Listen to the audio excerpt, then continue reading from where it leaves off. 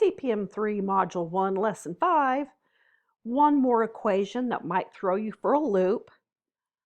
They might give you an equation that says graph y minus 2 equals 0. The thing I notice about this equation is, what do you notice? Yeah, the x term is missing. If they give you an equation to graph and either the x term is missing or the y term is missing, you know this is a special kind of line. And it's either going to graph as a horizontal line or a vertical line. So what you need to do is you need to isolate the variable.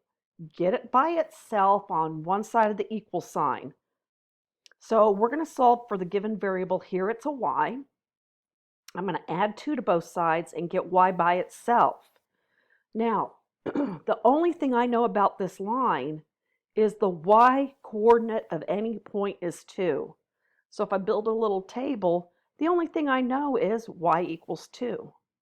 Once again, the only thing I know is y equals 2. You know, the only thing I know is y equals 2. You can use any x value you want to create ordered pairs.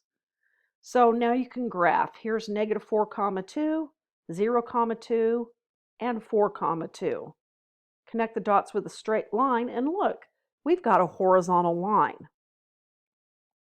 Now, if you use that Hoivux memory aid that I shared with you in the main video, when we got to this point right here, y equals 2, well, looky, y equals, right there, I knew it was a horizontal line passing through a y of 2.